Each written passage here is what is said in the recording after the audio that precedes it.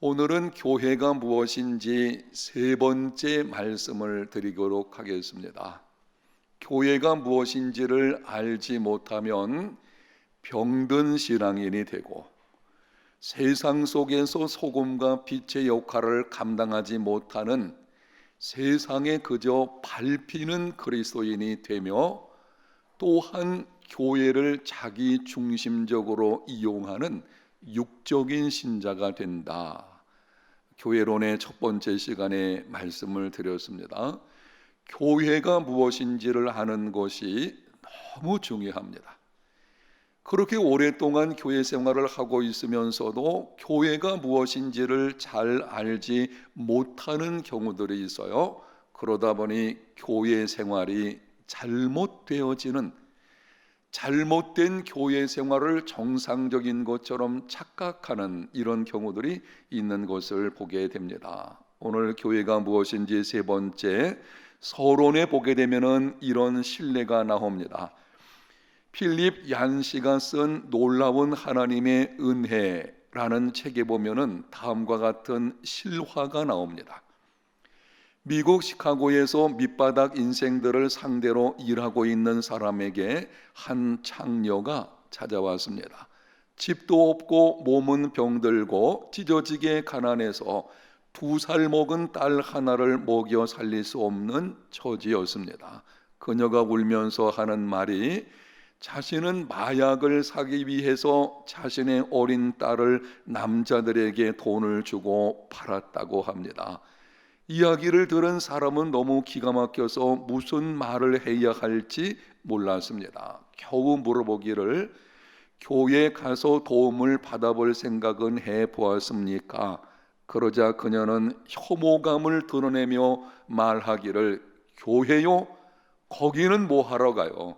그렇잖아도 비참해 죽겠는데 가면 교인이라는 사람들 때문에 더 비참해질 거예요. 질문합니다.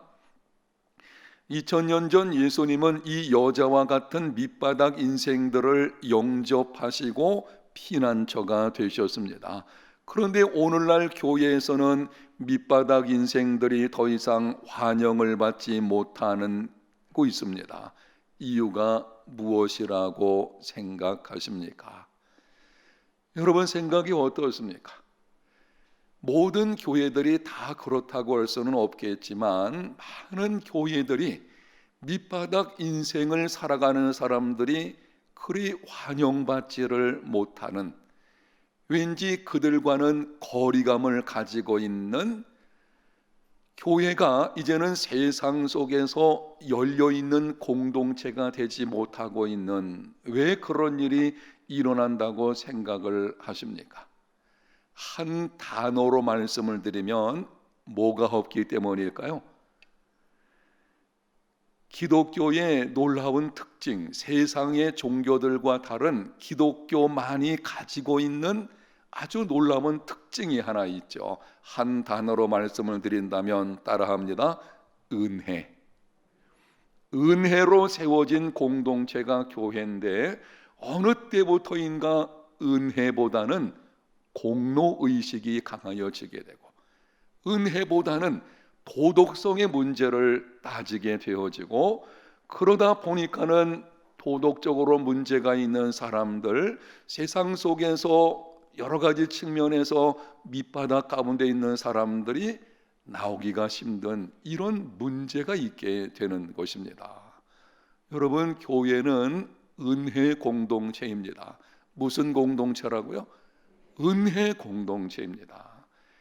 교회는 모든 사람들에 대해서 열려있는, 차별이 없는, 아무리 세상 속에서 심각한 문제를 가지고 있는 사람일지라도 교회만큼은 열려 있어야 되죠.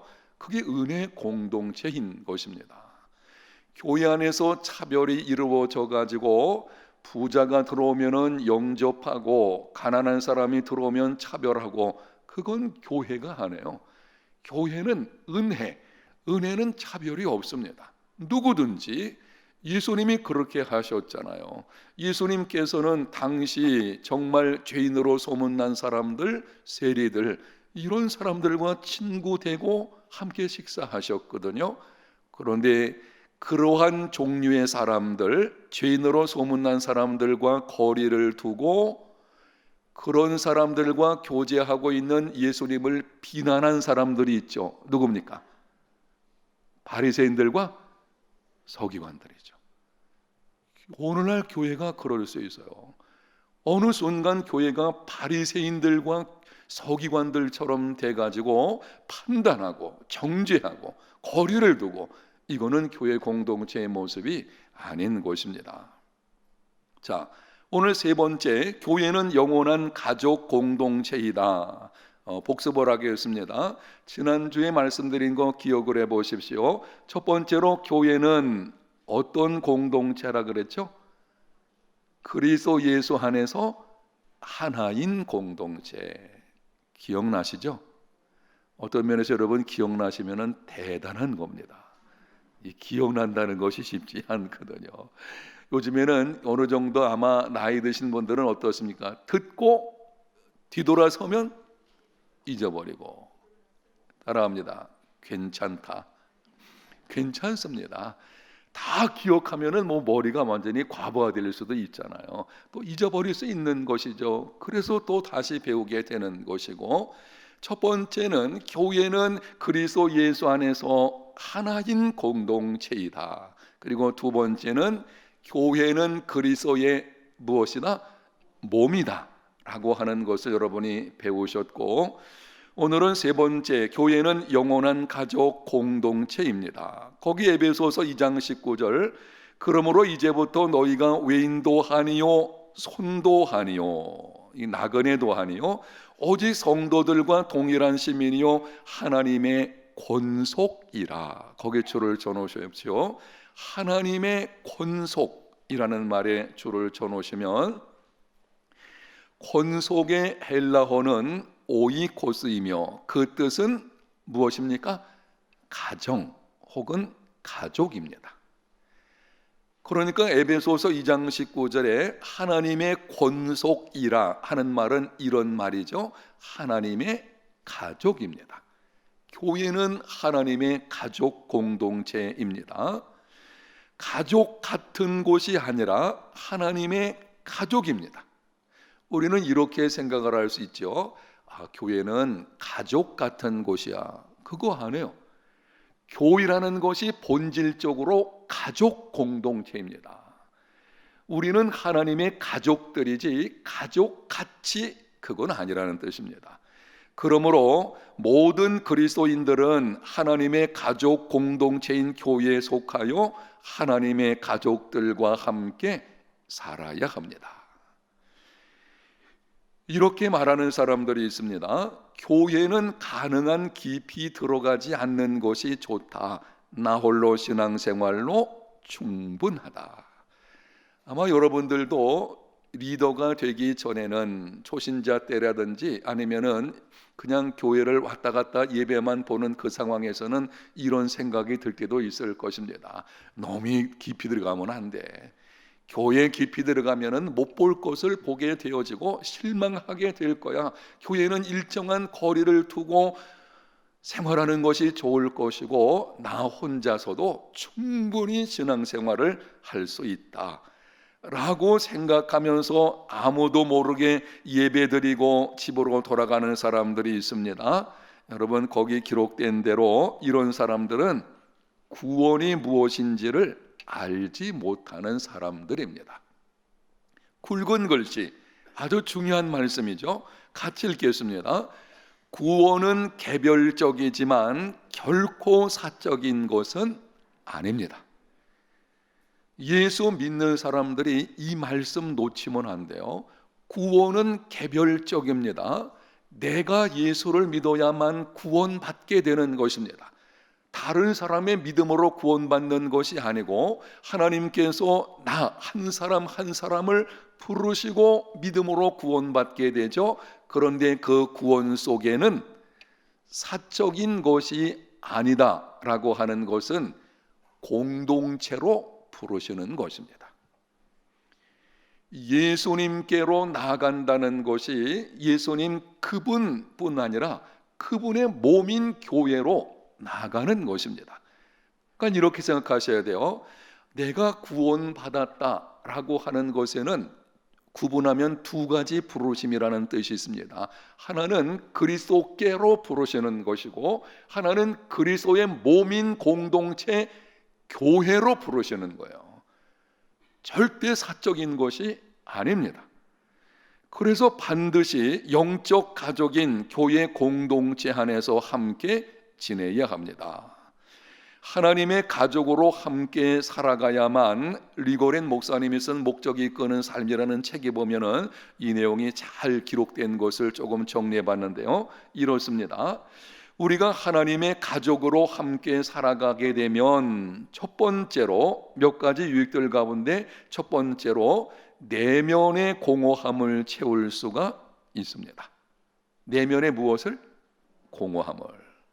현대인들의 문제 중 하나는 군중 속의 고독입니다. 다른 사람과 진정으로 함께하는 삶을 통해서만 채워질 수 있는 인간 본래의 공허함이 있기 때문입니다. 이런 것입니다. 아마 여러분들도 그렇게 느껴졌을 경우도 있을 것입니다. 분명히 사람들 속에 내가 있는데 공허한 거예요. 외로워요. 혹시 요즘에 외로우신 분 있으십니까? 우리 주변에 얼마나 많은 사람들이 있습니까? 이 사람들의 홍수 속에 있으면서도 자기 내면을 보게 되면은 공허함이 있는 것을 볼 수가 있는데, 거기에는 이유가 있습니다. 하나님께서 인간을 만드실 때에 다른 사람들과 진정으로 함께 할 때에만 채워질 수 있는 그 공간을 우리 속에 두셨기 때문입니다. 성경 구절 한번 보고 넘어가겠습니다. 창세기 2장 18절, 사람이 독처하는 것이 좋지 못하니 내가 그를 위하여 돕는 배필을 지으리라. 사람이 뭐 하는 것이 좋지 못하다고요? 독처가 뭡니까? 혼자 지내는 것이 좋지 않았습니다. 하나님께서 천지 만물을 창조하실 때에 창조하신 모든 것이 다 보기에 좋았어요. 여러분이 창세기 1장을 읽어보십시오. 하나님 보시기에 심히 좋았더라. 하나님 만드시는 모든 것이 다 선한 것이기 때문에 다 심히 좋았어요. 그런데 하나님께서 보시기에 꼭 한 가지 좋지 않은 것이 있었는데, 그것은 사람이 뭐한 거? 홀로 있는 것이, 독처하는 것이. 이건 이런 뜻입니다. 사람을 만드실 때부터 하나님은 혼자 살도록 만드신 것이 아니라는 뜻입니다. 아담을 먼저 만드셨는데요, 아담을 만드실 때에 하나님은 이미 그 계획 속에 하와를 만드실 것을 다 가지고 계셨어요. 그래서 아담이 혼자 있는 것, 그거는 보기에 좋은 것이 아니었다고 하는 것입니다. 좀 더 쉽게 여러분이 이해하기 쉽도록 말씀을 드리면 이렇게 보시면 되겠습니다. 사람은 우리들 말하는 것입니다. 우리 모두죠. 사람은 누구의 형상대로 지음받았습니까? 하나님의 형상대로. 기억을 해보십시오. 일전에 말씀드린 내용인데요, 하나님께서 인간을 만드실 때에 이렇게 말씀을 하셨어요. 우리가 우리의 형상을 따라 우리의 모양대로 사람을 만들자. 아니, 하나님은 한 분이신데 우리의 형상을 따라 우리의 모양대로 사람을 짓는다. 우리라고 하는 복수형을 썼습니다. 그거는 뭘 말한다 그랬죠? 삼위일체 하나님을 말씀하는 거예요. 하나님은 한 분이지만 성부, 성자, 성령께서 공동체로 존재하십니다. 이게 삼위일체의 비밀이에요. 성부 하나님, 성자 하나님, 성령 하나님, 분명히 성경에 보면은 독립적으로 존재하시는 것 같은데 한 분이라 그러거든요. 이게 우리의 3차원적인 이해 방식으로는 안 되는, 3차원적으로는 이해가 도무지 안 되죠. 그건 우리가 천국 가서 이제 알게 되겠죠. 하여튼 간에 하나님은 한 분이신데 삼위 하나님께서 공동체로 존재하신 거거든요. 그 형상대로 우리를 만드셨어요. 이 말은 이런 거예요. 우리는 만들어질 때부터 공동체적인 존재로 만들어진 것입니다. 그래서 반드시 하나님의 가족들과 함께 해야 합니다. 진정한 삶을 나눌 수 있는 하나님의 가족들과 함께 해야 하는 것입니다. 여러분이 초등학교 시절쯤 되면 아마 기억나실 거예요. 사회 교과서를 보게 되면 인간은 무슨 동물이라 그랬죠? 사회적 동물. 놀라운 사실은 안 믿는 사람들도 그렇게 생각하고 거기에 기록해 놓은 것입니다. 왜냐하면 인간은 지음받을 때부터 바로 그런 의식이 있거든요. 이 공동체입니다. 그래서 하나님의 가족들과 함께 살할 때에 내면의 공허함을 채울 수 있습니다. 두 번째는요, 영적으로 성장할 수가 있습니다. 신약 성경에 서로라는 말이 50번 이상 등장을 합니다. 서로 사랑하라, 서로 격려하라, 서로 섬기라. 이 서로라는 말이 50번 이상 나오는데요, 그것은 이런 뜻입니다. 서로 함께 할 때만이 영적으로 어떻게 할 수 있기 때문에요? 성장할 수 있기 때문이다. 따라하겠습니다. 함께 할 때에 성장하게 된다.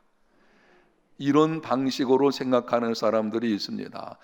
내가 사람들과 함께하는 것보다는 하나님 그분과만 나 혼자서 하나님과 단 둘이 이렇게 교통하는 중에 내 믿음을 좀 성숙시켜야 되겠다. 그래서 짐을 싸고 기도원이나 그런 데 올라갈 수도 있겠죠. 그럴 수 있어요.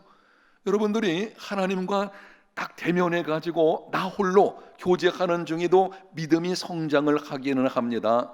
근데 중요한 거는 그렇게 신앙생활하게 되면 믿음이 성장하다가 중지됩니다.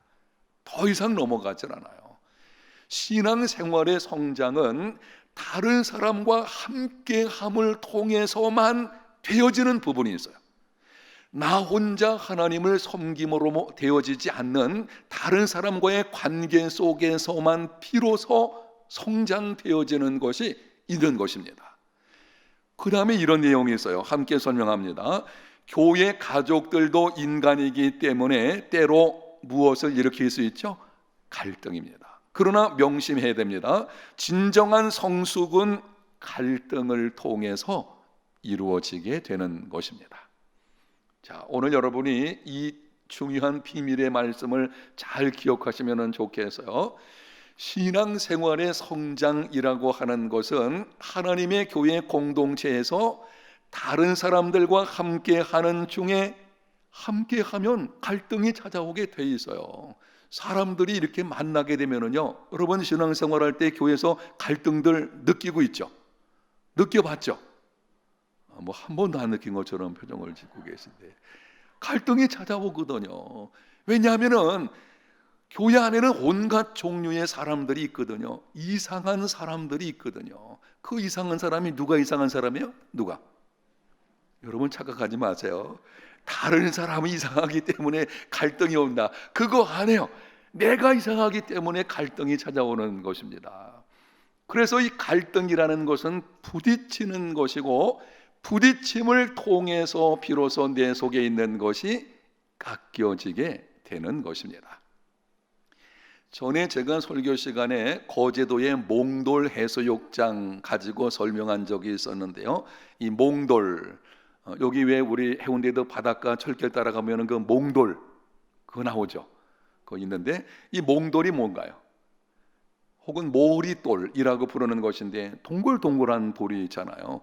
처음에 그 돌이 그렇게 동글하지 않았을 것입니다. 그런데 왜 그렇게 아주 매끌매끌하고 동글하게 된 겁니까? 파도가 쳐가지고 돌과 돌이 어떻게 해요? 부딪히는 것입니다. 우리는 이렇게 앉아 있을 때는 다 성인처럼 보이지만 여러분 제가 보니까 아무런 문제가 없는 그냥 성인처럼 보이지만 건드려 보세요. 나온다니까는요. 여러분 저 건드려 보세요. 안 나오나? 나와요. 우리 속에 있는 것들이 나온다고요. 여러분 목사도 뭐 배알이 없습니까? 뭐 찔러 보세요. 확 나올 수 있다니까는요. 살아보면 알 수 있는 거 아니겠습니까? 바로 그런 거예요. 평소에는 몰랐지만 이렇게 딱 부딪히면 거기서 나오게 되죠. 그게 자기 모습이에요. 여러분, 아무런 문제가 없을 때의 내 모습은 나의 본래 모습 아닙니다. 누군가가 그렇게 딱 건드리고 찔렀을 때에 그때 나오는 모습이 있거든요. 그게 자기의 본래 모습이에요. 그 모습이 깨져야 되는데 드러나지 않으면 안 깨집니다. 교회 안에서 서로 관계를 맺으며 살다가 갈등이 오게 되면 그때 마음속에서 분노하는 것, 나의 모난 성격들 막 이런 게 막 나오거든요. 바로 그때 이것이 다듬어지기를 시작을 하게 되는 것입니다. 여러분, 그래서 하나님의 가족과 함께할 때만이 영적으로 성장하게 됩니다. 교회 안에서 다른 사람들과 혹은 어떤 교회 안의 모임 속에서 갈등이 생길 때 그거를 부정적으로만 보지 마십시오. 우리는 갈등이 생기면 항상 이런 방식으로 생각을 해요. 아이고, 아무개 집사가 문제가 있어서. 아니에요. 아닙니다. 실상은 이런 거예요. 그런 집사를 용납하지 못하는 누구? 내가 더 문제인 것입니다. 아니, 내가 성숙하다면 용납하지 못할 리가 없죠. 내가 아직까지 미성숙하니까 받아들일 수가 없는 것입니다. 이게 서로 간의 문제인 것입니다. 거기서 우리가 다듬어지게 되는 것이죠. 그래서 하나님의 가족으로 살아야 합니다. 세 번째는요, 유혹으로부터 보호를 받을 수가 있습니다. 우리는 유혹에 대한 면역이 없습니다. 이러한 연약함을 아시고 하나님께서 교회에 누구들을 주셨습니까? 가족들을 주신 것입니다.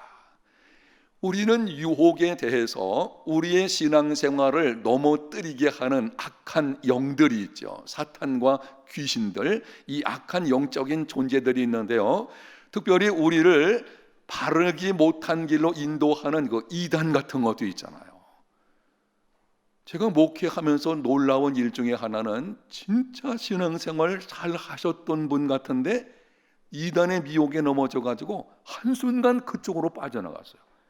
아무리 고민해도 안 돌아오는 거예요. 나중에 보니까는 거기서 일정 기간 동안 성경 공부한 것이죠. 그럼 빠져버리는 거예요. 이 미혹에 우리는 면역성이 없어요. 한순간 넘어질 수 있습니다. 여러분에게 한 가지 문제를 내보겠습니다. 구약 성경에 보게 되면 힘센 사람, 천하장사였죠. 나귀 턱뼈 하나로 적군을 1000명이나 죽인 사람 누굽니까? 삼손.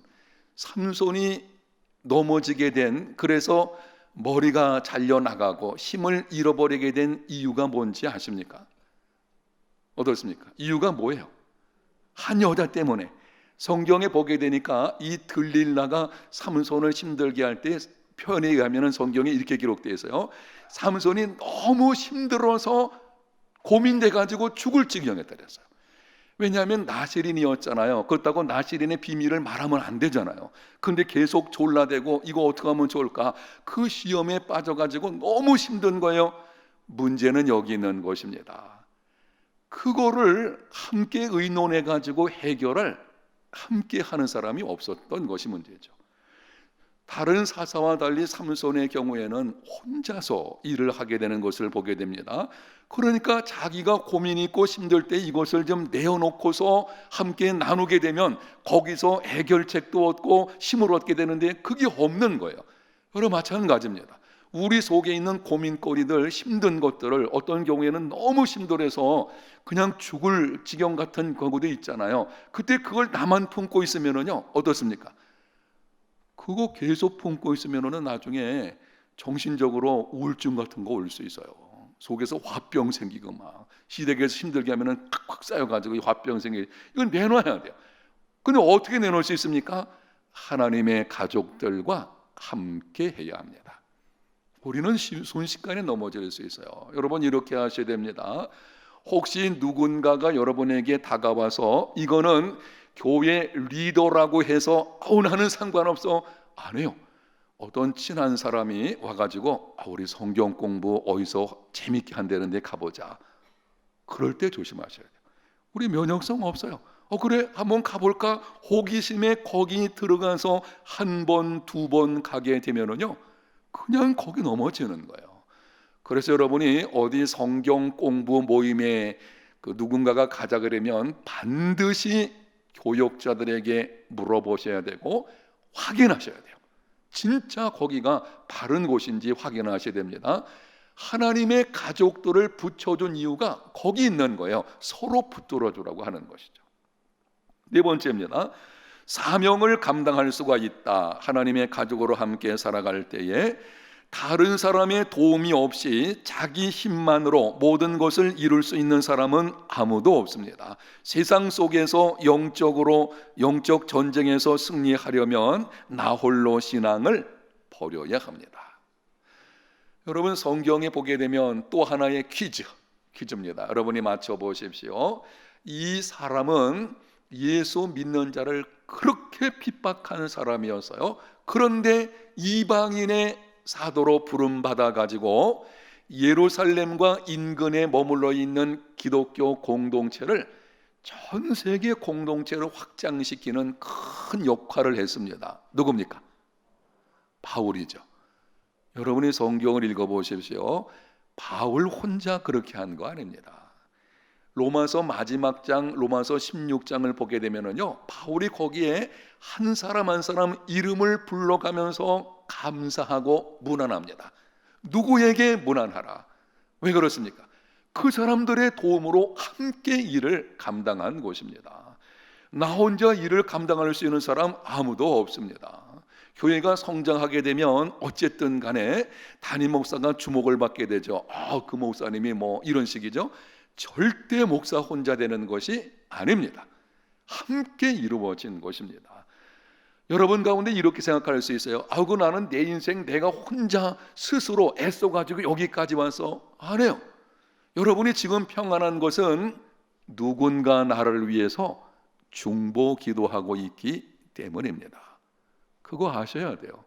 여러분이 지금 아무런 문제가 없이 평안한 가운데 살고 있다면 여러분의 셀 목자가 기도하고 있든지 교역자가 기도하고 있든지 아니면 나를 알고 있는 누군가가 나를 위해서 기도하고 있든지 그것도 아니면 하나님 우편에 계신 누구? 예수님이 중보기도 하시는 거거든요.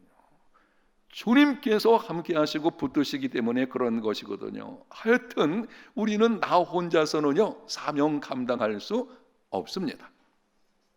여러분이 성경을 계속 읽어보면은 바울이 성도들에게 부탁하는 말이 있어요. 이렇게 부탁해죠. 나를 위해서 기도해달라. 아니 그렇게 위대한 사도가 무슨 다른 사람 기도가 필요하겠어요?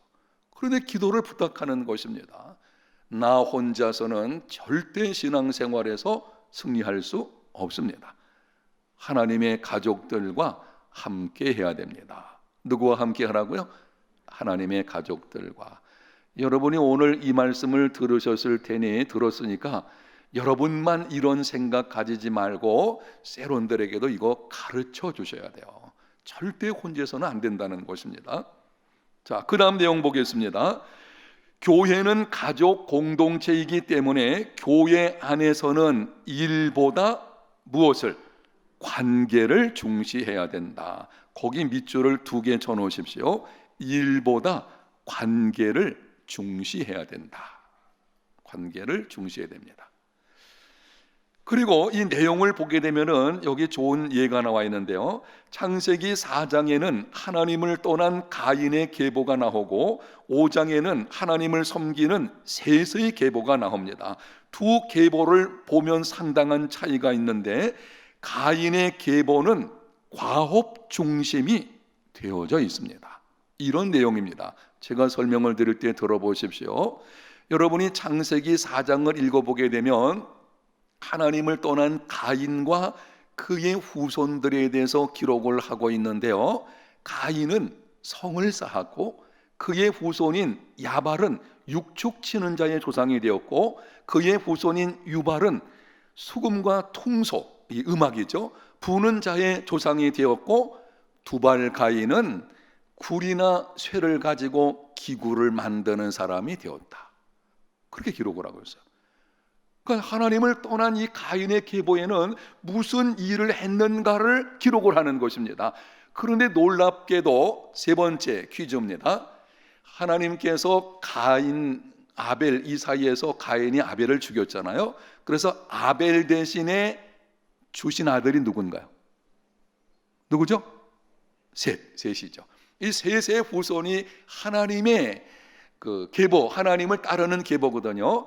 이 셋의 후손에 대한 계보가 창세기 5장에 기록되어 있는데, 놀라운 사실은 그들이 무슨 일을 했는지는 한마디 없어요. 이렇게 기록되어 있습니다. 몇 세까지 살다가 뭐 누구를 낳고 죽었다. 그게 전부예요. 그냥 누구를 낳고 몇 세 살다가 죽었다. 이게 전부인 것입니다. 성경에 그렇게 기록한 이유가 있어요. 거기 내용을 보겠습니다. 강의 안에 이렇게 기록을 했습니다. 하나님의 백성들에 대한 하나님의 우선적인 관심은, 뒤로 넘깁니다. 하나님의 우선적인 관심은 무엇이기 때문에요? 관계이기 때문입니다. 하나님의 가족으로 오랜 세월 동안 어떤 관계 속에서 살았는가 하는 것이 하나님의 주요 관심사였습니다. 교회 안에서는 일보다 관계가 더 중요합니다. 일 때문에 관계가 깨어지지 않도록 조심하십시오. 교회는 가족 공동체이기 때문에 관계가 깨지면 함께하기 힘듭니다. 교회에서 가장 힘든 것은 사실은 관계가 깨지는 거예요. 일은 힘들면은 이렇게 하면 돼요. 일 힘들면은 내가 잠시 내려놓으면 돼요. 일은 그렇지 않습니까? 그런데 관계 깨지면은요, 회복되기까지는 이게 견딜 수가 없는 거예요. 여러분, 누군가 관계 깨어보세요. 그 사람 때문에 교회 오기 싫어요. 심지어 이럴 수도 있어요. 담임 목사하고 관계가 깨져 보세요. 어떤 일이 벌어질까요? 담임 목사하고 관계가 깨어지면, 뭐 혹시 그런 일이 있다면 그럴 일 없겠지만, 관계가 깨어지면 제일 먼저 나타나는 현상이 뭔가? 설교 시간에 뭐예요? 은혜가 안 됩니다. 안 들어와요, 말씀이. 그럼 누구 손해예요? 그럼 엄청 손해죠. 그런데 계속 말씀이 들어오지 않으면 영적으로 계속 침체가 되어지게 되고, 그러면은 이런 생각이 드는 것입니다. 내가 이 교회를 나가야 되나? 이런 문제가 생겨요. 여러분 가운데 혹시 담임 목사에 대해서 조금 이렇게 응어리진 거 있으시면은 저한테 얘기하십시오. 얘기하셔야 됩니다. 그런 거 없으시겠지만 제가 농담을 얘기하는 것입니다. 하여튼 교회 안에서는요, 관계 깨지면은요, 여러분 가정도 마찬가지 아니에요? 가정에서 일 때문에 문제가 일어나는 것보다는 관계 깨지는 거잖아요. 그럼 어느 가정은 진짜 넉넉하게 모든 것을 다 가지고 있는데 행복하지 않아요. 이유가 뭡니까? 남편과 아내 사이에 관계가 안 좋아요. 관계 깨져보세요. 이게 남처럼 되어지는 거죠. 그거 힘든 거예요. 이 관계입니다. 왜냐하면 이 가족이라는 것이 그런 특징이 있어요. 가정은 일로 맺어진 것이 아니거든요. 여러분이 직장 생활할 때 회사는 일로 맺어진 거예요. 그러니까 회사 안에서는 관계가 중요하긴 하지만 그렇게 뭐 심각하지는 않잖아요. 왜? 거기는 일만 잘하면 되는 거 아니겠어요? 그 가운데 관계가 있으면 더 좋을 것이고. 근데 가족은 아닙니다. 가족은 관계로 처음부터 맺어진 것이거든요. 이 혈육의 관계죠. 교회는 하나님 가족인데 예수 그리스도의 피로 맺어진 가족이거든요. 그래서 여러분들이 교회 생활할 때에 이 관계가 깨어지지 않도록 조심하는 것이 중요합니다. 자, 그러면 거기 그 다음에 어떻게 하면 교회 안에서 좋은 관계를 유지할 수 있는가? 본회포라고 하는 아주 존경받을 만한 그런 목사님이죠. 독일의 목사님이죠. 행동하는 양심이라고 불리우는, 저도 참 이분 존경하는데 그분이 이렇게 말을 했습니다. 한번 같이 읽어보겠습니다. 성도의 공동체는 그리스도를 통해 타자를 보는 사람들이다. 내 경험과 지식, 내 가치관으로 타자를 보는 것이 아니라 오직 예수님의 관점에서 바라보아야 한다. 자, 여러분이 이 말씀을 저를 보시고 잘 들으셔야 됩니다. 이 말씀을 여러분이 명심하셔야 되는 건데요, 교회 공동체에서는 다른 사람을 바라볼 때에 내 생각, 내 가치관 그걸로 바라보는 게 아니에요. 누구를 통해서? 예수 그리스도를 통해서 다른 사람을 바라보는 공동체, 그게 교회입니다. 여러분이 지금 옆에 있는 사람을 생각해 보십시오. 옆에 있는 사람을 내 생각으로 보면 이렇죠. 얼마나 배웠나? 뭐 하는 사람이야? 나와 얼마나 관계가 좀 유지할 수 있겠나? 이런 방식이죠. 그런데 예수님을 통해서 그 사람 보게 되면 이렇습니다. 아, 이 사람도 나처럼 예수님께서 자기 몸을 십자가에 내어 주시면서까지 구원한 존재이구나. 얼마나 소중합니까? 여러분, 교회 공동체 안에서 예수님의 눈으로 다른 사람 바라보게 되면은요, 한 사람 한 사람이 너무 소중한 거예요. 여러분, 안 그렇습니까? 그냥 그 사람이 안 해요. 여러분, 옆에 사람 한번 쳐다보세요. 한번 쳐다보세요. 어떻습니까? 얼마나 소중한 존재인가요? 예수님 통해서 보게 되면, 아니, 하나님의 아들이 바로 내 옆에 있는 이 사람을 위해서 자기 몸을 내어주셨어요. 그러니 우리가 그 사람을 어떻게 대해야 되겠습니까? 하나님께서 엄청난 대가를 지불하시고 그 사람을 구원하시고 이 자리에 세워놓으셨는데 함부로 할 수가 있겠어요? 하나님이 그렇게 이 대가를 지불했다는 것은 그만큼 소중하다는 거 아니겠습니까? 여러분, 어떻습니까? 내가 그 사람을 위해서 생명을 내오면 그 사람은 내게는 생명 같은 존재 아니겠습니까? 하나님께서 그 사람을 위해서 자기 생명을 내어놨거든요. 어떻게 우리가 함부로 옆 사람을 대할 수 있겠습니까? 그게 교회 공동체예요. 그래서 교회 안에서는요, 신분 뭐 이런 거 다 상관없이 예수 그리스도의 눈으로 보니까 너무 소중하죠. 한번 옆 사람을 격려합니다. 소중하신 분이십니다. 거기 마태복음 7장 12절을 보게 되면 이렇게 말씀을 했는데, 여러분이 교회 생활할 때에 참고하라고 기록을 했습니다. 그러므로 무엇이든지 남에게 대접을 받고자 하는 대로 너희도 남을 어떻게 하라? 대접하라. 이것이 율법이요 선지자이니라. 이 말은 이런 뜻입니다. 다른 사람들과의 관계 속에서 정말 좋은 관계를 가지려고 한다면 이렇게 하라. 남에게 대접을 받고자 하는 대로 너희도 남을 어떻게 하라? 대접하라. 여러분, 이렇게 하십시오. 방법을 한 가지 가르쳐 드리겠습니다. 혹시 여러분들이 관계에 어려움을 갖게 되면은 이렇게 하세요. 백지를 준비하셔서 앞에 놓으시고 볼펜을 들어가지고 쓰세요. 뭘 쓰냐면은 다른 사람이 나에게 어떻게 해주기를 원하나, 그걸 써보세요. 물어봅시다. 다른 사람이 나에게 함부로 말하기 원합니까? 그런 사람 없잖아요. 다른 사람이 나에게 어떻게 해주기를 원하는지 그걸 써보십시오. 예를 들면, 그래, 다른 사람이 나를 존경해 주기를 원한다. 다른 사람이 내게 내가 혹시 상처를 받을 때에 다른 사람이 나를 위로해 주기를 원한다. 관계가 안 좋았을 때에 다른 사람이 나에게 와서 그 문제를 가지고 용서를 해달라고 말하기론, 이런 방식으로 여러분이 쓰시고 나서는 그렇게 다른 사람에게 하십시오. 그게 좋은 인간관계를 이루어가는 것입니다. 여러분, 이거는 교회 공동체뿐만이 아니고 사실 넓히면은요, 가정에서도 마찬가지예요. 가정 속에서 여러분들이 어떤 관계가 좀 좋지 않으면 부부관계뿐 아니라 자녀와 부모도 마찬가지예요. 입장을 한번 거꾸로 생각해 보시는 겁니다. 그래서 이런 경우에 나에게 어떻게 해주기를 원할까? 그걸 쓰고 내가 먼저 그렇게 하는 것입니다. 그게 역지사지의 마음으로 행하는 것이고 여기에 좋은 관계가 이루어지게 되는 것입니다. 교회는 영원한 가족 공동체입니다. 무슨 공동체요? 가족 공동체입니다. 가족 공동체. 한편 생각해 보면은요, 여러분 가족, 지금 육신의 가족, 여러분의 가정의 육신의 가족들도 아주 소중하지만 하나님의 교회 가족들은요 정말 소중한 거예요. 왜 그럴까요?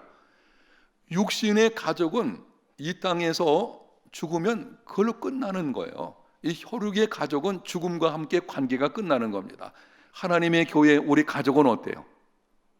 어디 가서? 천국 가서도 만나게 되네. 여러분 옆에 사람을 생각할 때에 아이고 저 지겨운 집사네가 안 봤으면 좋겠다. 어디까지 가야 돼요? 천국까지 가야 돼요. 영원토록. 그러니 우리가 어떤 가족이겠습니까? 우리는 영원한 가족이에요. 우리 모두 천국에 갔을 때에 이 다음입니다. 이 다음에 천국에 갔을 때에 다 만나게 될 줄로 믿습니다. 그때 가서 아니 그 집사님 왜 안 보이지? 이러면 큰일 나겠죠. 그럴 수도 있어요. 아니 그 열심히 교회 봉사하던 아무개 집사가 왜 안 보일까? 올 때가 됐는데 왜 안 보일까요? 예수님 안 믿었으니까 안 보이는 거죠. 봉사한다고 할지라도 믿음이 없으면 못 오게 되는 거죠. 하여튼 여러분이 천국에 우리 영원토록 하는 이 하나님의 가족이라는 거 기억하시고 그렇게 살아가시면 좋겠습니다. 자, 마지막 네 번째입니다. 교회는 세상으로 보내심을 받은 공동체입니다. 자, 성경 구절 읽기만 해도 우리가 알 수 있으니까 요한복음 20장 21절 함께 읽어보겠습니다. 예수께서 또 이르시되 너희에게 평강이 있을지어다. 아버지께서 나를 보내신 것 같이 나도 너희를 보내노라. 분명하잖아요. 하나님 아버지께서 예수님을 세상에 보내신 것처럼 예수님께서는 우리를 세상으로 보내셨습니다. 마태복음 15장 13절과 14절 한 번 더 읽겠습니다. 너희는 세상의 소금이니 소금이 만일 그 맛을 잃으면 무엇으로 짜게 하리요? 후에는 아무 쓸데없어 다만 밖에 버려져 사람에게 밟힐 뿐이라. 너희는 세상의 빛이라. 산 위에 있는 동네가 숨겨지지 못할 것이요. 소금은 썩을 것을 썩지 않게 하기 위해서 존재하는 것이고 빛은 어둠을 비치기 위해서 존재하는 것입니다. 무슨 말인가요? 세상이 교회를 위하여 존재하는 것이 아니라 교회가 누구를? 세상을 위해서 존재하는 것입니다. 이거를 기억하셔야 돼요. 그러므로 두 가지를 정리해놨습니다. 우리는 세상으로 보내심을 받은 사람들, 교회는 세상 속의 교회입니다. 세상으로 보내심을 받은 공동체이기 때문에 두 가지. 첫 번째는 교회 공동체는 세상에 대한 무엇을 감당해야 돼요? 책임을 감당해야 돼요. 교회는 세상에 대한 책임이 주어져 있어요. 하나님께로부터 주어진 책임이 있는데요. 가장 우선적인 것이 복음을 전하는 거죠. 복음을 전해서 세상을 살리는 이것을 하는 것이 교회의 책임인 것이죠. 그런데 거기 한 가지 실제적인 예로 이렇게 문제를 내놨어요. 코로나19와 관련해서 교회의 책임은 무엇인가? 자, 이거는 제가 일부러 여기에 질문을 써 놓았는데요. 여러분이 한번 들어보셔야 됩니다. 이 말씀을. 코로나19로 인해서 이 교회 공동체 모임이 예배가 온라인 예배를 드리게 되고 모여가지고 힘있게 한번, 저는 정말 코로나 끝나고 나면 그냥 큰 소리로 한번 기도도 하고 크게 찬송 부르고 그랬으면 좋겠어요. 지금은 이제 그게 어려운 가운데 있잖아요. 이러다 보니까 우리가 조금 갈급함을 느낄 때가 있습니다. 이럴 때 여러분이 이 말씀을 기억하십시오. 교회는 세상에 대한 책임이 있는데 이런 지금 코로나19와 같은 우리의 이런 상황에서 우리의 책임이 뭔가를 한번 생각해 보셔야 됩니다. 이런 상황에서도 끊임없이 내가 원하는 것을 얻으려고만 해서는 안 돼요. 그건 안 되는 것입니다. 저는 이런 생각이 있습니다. 하나님께서 왜 코로나19라고 하는 것을 허락하셨을까? 특별히 그리스도인된 우리들에게 볼 때에 왜 그러셨을까 생각해 보면은 저는 나름대로 두 가지를 정리해서, 하나는 하나님 그분과 개인적으로 친밀한 관계를 더 갖게 하는 기회입니다. 코로나19는 공동체가 함께 확 모여서 막 뭐를 하기는 쉽지 않습니다. 그러나 우리가 할 수 있는 거 있잖아요. 하나님 그분과 개인적으로 더 깊어지는 것입니다. 따라합니다. 깊어져야 한다.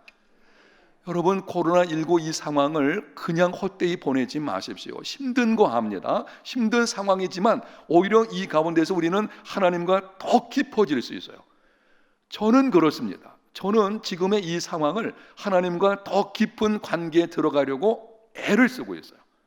그리고 실제로 제 삶을 보게 되면 전에는 신방 다니고 이것저것 많이 돌아봤잖아요. 지금은 신방도 쉽지 않아요. 그때 우리가 보는 거죠. 지금은 하나님 그분과의 관계를 더 깊이 하는 것이구나. 그래서 여러분이 기도의 자리에 있으셔야 됩니다. 또 한 가지는 이웃에 대한 배려가 있는 기간입니다. 이웃을 뭐 한다고요? 배려하는 거예요. 여러분, 이럴 때는 이웃을 배려하는 마음을 가져야 되지, 내가 무엇을 얻을 것인가, 이쪽은 지금은 맞지 않습니다. 이게 책임이에요. 이웃을 배려해야 돼요. 이웃을 배려한다는 말은 이런 뜻도 갖고 있죠. 교회는 방역 지침 잘 지켜야 되죠. 왜 그렇습니까? 이웃을 배려하는 것이죠. 우리가 조심해야 되죠. 여러분들 같은 경우는, 그리스도인들은 전 그렇습니다. 마스크 벗고 막 밖에 돌아다니는 거 안 돼요. 가끔 이렇게 해변을 이렇게 가다 보게 되면 마스크 벗고 막 뭔 배짱인지 모르겠어요. 그거 안 되죠. 왜냐하면 그리스도인들은요, 이웃을 배려하는 마음을 가지고 있어야 돼요. 그래서 교회에서는 어려운 사람을 도우려고 하고 여러 가지 측면에서 그런 일을 하게 되는 것도 여기 있는 것입니다. 하여튼 교회 공동체는 세상으로 보냄받은 공동체이기 때문에 세상에 대한 책임이 있다는 거예요. 둘째는, 교회는 모든 성도들을 좋은 교인 이상으로 세상 속에서 좋은 그리스도인이 되도록 훈련해야 됩니다. 이게 책임이 있어요, 교회가. 이 속상한 거는 이 다음 주에 온전한 그리스도인에 대해서 강의하게 되는데, 그때 여러분들이 자세히 들으셔야 되는데, 그 강의 여러분 꼭 들으셔야 돼요. 속상한 건 제가 이런 게, 그 중에 한 가지가 이런 게 있습니다. 아니, 그리스도인 정치가들, 그리스도인 사업가들, 그리스도인 고위 공직자들 많잖아요. 근데 왜 그 속에서 바르게 행사하지 못하는 것입니까? 진영 논리에 따라가기만 하고. 되게 이 화가 나는 거예요. 이거 아니잖아요. 가만히 생각해 보니까 교회에서 이거를 잘 가르쳐 준 게 아니에요. 그냥 좋은 교인 되면 되는 거예요. 예배 잘 나오고 교회 봉사하고 또 필요할 때 헌금도 내고, 그러면 좋은 교인. 아니, 여러분, 좋은 교인으로 끝나는 거 아니잖아요. 세상에 대한 책임이거든요. 세상 속에서 좋은 그리스도인 되게 만들어야 되죠. 여기 온전한 그리스도인에 대한 것인데, 이건 다음 주에 강의하기 때문에 넘어가겠습니다. 자, 마지막입니다. 교회가 세상으로부터 좋지 않은 평판을 들을 때 어떻게 해야 하는가? 이건 제가 일부러, 지난주 강의 안에 없는 건데 일부러 갖고 왔습니다. 왜냐면 요즘에 이런 게 있잖아요. 뭐 코로나19 관련해서도 그렇고 이러쿵저러쿵 세상에서 교회관에서 말들을 하죠. 여러분, 들려오는 소식들이 있습니까? 좀 피드백 좀 하세요. 저도 좀 심나죠. 들려오는 말들이 있죠. 뭐 이런저런 교회가 어떠니, 어떤 사람 심지어는 아직도 교회 다니냐, 이런 말도 있다고 하는데, 저는 그런 말 들을 때마다 이런 생각합니다. 교회는 역사 속에서 언제나 핍박받았어요. 교회가 핍박받지 않은 시대가 언제 있었나요? 사실 교회는요, 항상 세상에 타켓이 된 것은 맞습니다. 하여튼 이렇게 교회가 세상으로부터 좋지 않은 평판을 들을 때에는 어떻게 해야 되는지 세 가지를 기록해 놨습니다. 첫 번째는, 교회 공동체를 하지 말라? 떠나지 말자. 가난한 성도는 비난의 대상은 아니지만 정상적인 것은 아닙니다. 가난한 성도? 무슨 말입니까? 예? 교회 안 나오는. 가난은 거꾸로 하면 이런 거예요. 안 나가, 이런 겁니다. 안 나가. 그게 가난한 성도예요. 요즘 가난한 성도가 많다 그러잖아요. 왜냐하면 교회가 막 세상에서 비난도 듣는 것이 있고 막 자기 생각해도 속상하고 그러니까 안 나가는 거예요. 그래서 이걸 가난한 신자라고 하는데, 지금 가난한 신자가 엄청 많대요. 상당히 많답니다. 교회 나오다가 안 나오는 사람들이 나 예수님 안 믿을래, 그게 아닌 거예요. 교회 안 나갈래, 이런 거예요. 이 가난한 신자들이 굉장히 많은 것을 보게 되는데, 그들을 우리는 비난할 수는 없어요. 우리가 비난하지 마십시오. 근데 정상적인 것은 아닙니다. 왜냐하면 골로새서 3장 15절 보겠습니다. 그리스도의 평강이 너희 마음을 주장하게 하라. 너희는 평강을 위하여, 그 다음 뭐라 그랬어요? 한 몸으로 부르심을 받았나니. 우리는 한 몸, 그리스도의 몸으로 부르심을 받은 사람들입니다. 앞에서 말씀드린 것처럼 구원은 개별적이지만 사적인 것이 아니라고, 우리는 이 한 몸, 공동체로 부름받은 사람이기 때문에 세상이 교회를 뭐라고 해도요, 여러분 리더는 그렇게 하셔야 됩니다. 때로 교회 안에서 문제가 있더라도, 문제 없는 교회가 어디가 있겠어요. 문제가 있더라도 교회를 떠나면 안 됩니다. 교회 공동체를. 왜냐하면 한 몸으로 부르심을 받은 자들이기 때문에 그렇습니다. 두 번째, 나머지 읽어보시면 됩니다. 자금 교회가 예수 그리스도를 중심하는 공동체가 되고 있는지 점검하고 새롭게 세우기를 힘써야 합니다. 그 내용을 한번 같이 읽어보겠습니다. 교회는 예수 그리스도께서 세우신 예수 그리스도의 것이기 때문에 예수 그리스도를 중심으로 하는 공동체가 되고 있는 한 어떤 사람도 어떤 환경도 어떤 영적 존재도 교회를 무너지게 할 수 없습니다. 세상으로부터 비난을 듣고 있다면 지금 우리 교회는 예수 그리스도 중심의 공동체가 되고 있는지 점검해야 합니다. 그리고 예수 그리스도의 복음을 살아내며 복음을 전하고 주님과 동행하는 교회를 이루기 위해서 힘써야 합니다. 자, 시간 가니까 제가 빨리 설명드리겠습니다. 이런 것입니다. 교회는 예수 그리스도께서 세우신 누구 거예요? 예수님 거예요. 그래서 교회가 예수 그리스도 그분 위에 세워져 있으면 어떤 세력도 흔들 수 있다 없다? 없습니다. 팬데믹 시대가 되어지니까 교회 고민들이 가운데 이겁니다. 이 팬데믹이 지난 후에 교회가 어떻게 되면 좋을까? 그런 거죠.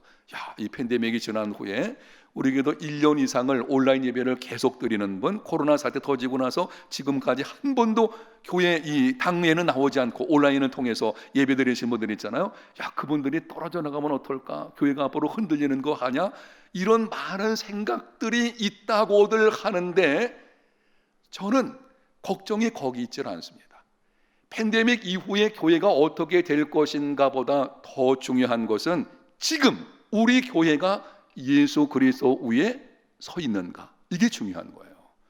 지금 우리 교회가 예수 그리스도 그분 위에 서 있으면은요, 바꿔 말하면 복음 위에서 복음을 살아내는 교회로 정말 예수님 중심으로 이루어지는 교회가 되고 있다면 아무리 코로나19보다 훨씬 심각한 문제가 온다고 해도 교회는 무너지지 않습니다.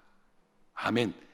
그러니까 여러분들이 계속 이렇게 생각하셔야 돼요. 하나님, 우리 교회가 지금이 중요한 거예요. 앞으로 되어질 일은 하나님이 하실 것이고 지금 우리가 정말 예수 그리스도 안에 세워지는 교회 되게 하여 주시옵소서. 바로 거기 있는 거죠. 그러니까 세상 사람들에게로부터 비난받을 때에는 이 질문해야 돼요. 어떻게 하면 좋을지 이게 하네요. 우리 교회가 예수 그리스도 위에 견고히 세워져 있나? 그걸 점검해야 되죠. 그렇지 않다면 정말 교회를 새롭게 바꿔야 되겠죠. 그렇다면 그냥 그 가운데 계속 서 있으면 될 것이죠. 바로 그렇게 됩니다. 마지막 세 번째는요, 어떠한 경우에도 교회는 세상의 소망임을 명심해야 합니다. 죄로 인하여 비참과 죽음과 영원한 형벌의 심판 아래 있는 세상의 소망은 오직 예수 그리스도의 복음뿐입니다. 교회는 세상 속에서 예수 그리스도의 복음을 담당한 유일한 공동체이다. 그러므로 교회만이 세상이 뭡니까? 소망입니다. 자, 결론 내려드리겠습니다. 저를 보십시오. 밑에 보신다고 나오는 거 없으니까 저를 한번 보십시오. 여러분, 교회에 관해서 세상 사람들이 이러쿵저러쿵 얘기하는데 솔직히 말씀드리면 조금 안타깝고 부끄러울 때도 없지는 않죠. 그럼에도 교회는 세상에 뭐예요? 소망입니다. 소망. 여러분이 분명한 것 갖고 있어야 돼요. 왜 그렇습니까? 세상의 소망은 예수 그리스도의 복음뿐이에요. 예수 그리스도 그분만이 세상을 살릴 수 있고 그분의 복음만이 살릴 수 있잖아요. 그러니까 그분만이 소망인데 바로 예수 그리스도의 복음을 담당하고 있는 곳이 어디입니까? 교회 공동체거든요. 그래서 교회는 세상의 소망입니다. 여러분이 이 분명한 사실을 갖고 있지 않으면요, 우리의 정체가 흔들리게 돼요. 항상 여러분이 그 생각을 하십시오. 교회는 세상의 소망이다. 그럼 여러분 어떻게 하면 좋겠습니까? 자, 정리하면 이렇습니다. 기억해 보십시오. 교회는 보이는 이 건물이 아니라 그래서요. 여기 이렇게 보이는 건물들, 그리고 교회는 조직이 아니에요. 교회는 예수 믿는 누가 교회입니까? 우리들이 교회라 그랬잖아요. 그러면은 교회가 소망이 된다는 말은 내가 먼저 세상의 소망이 되는 삶이 돼야 돼요. 예수 믿는 저와 여러분 한 사람 한 사람들이 정말 세상 속에서 이 소망되는 그런 믿음의 걸음을 걸어가면 우리의 해운대 제일교회라는 공동체는 그냥 세상의 소망 역할을 감당하게 되어지는 것입니다. 이 교회가 무엇인지 결론 내리면서 이 말씀을 드리는 거예요. 여러분, 교회 그러면은 자꾸 이렇게 건물 생각하지 마시고 내가 교회라는 것을 기억하셔서 내가 깨어서 기도하고 내가 하나님과 동행하고 내가 세상 속에서 모든 영역에서 오전에 말씀드린 것처럼 하나님이 하나님 되심을 인정하는 삶을 살아가면요, 거기에 교회가 소망이 있어요. 그러니까 우리는 요즘에 교회가 좀 불이 꺼진 것 같아. 아니 내가 교회거든요. 내가. 그러면은 만약에 봅시다. 만약에 교회가 좀 복음의 불꽃이 조금 시들어지는 것 같아. 그런 건 누가 붙여야 돼? 내가 붙여야 되죠. 우리는 자꾸 다른 나와 상관없는 교회 아닙니다. 내가 붙여야 되죠. 내가 바로 교회라는 걸 기억하셔서 우리 모두가 그렇게 한다면 우리 해운대 제일교회는 교회다운 교회가 되어질 줄로 믿습니다. 하나님 아버지 감사합니다. 교회가 무엇인지를 듣게 하셨사오니 이 말씀에 근거하여 바른 믿음의 걸음을 통해 우리 해운대 제일교회가 주님이 세우시기 원하시는 바로 그 교회로 세워질 수 있게 해 주시옵소서. 예수님 이름으로 기도합니다. 아멘.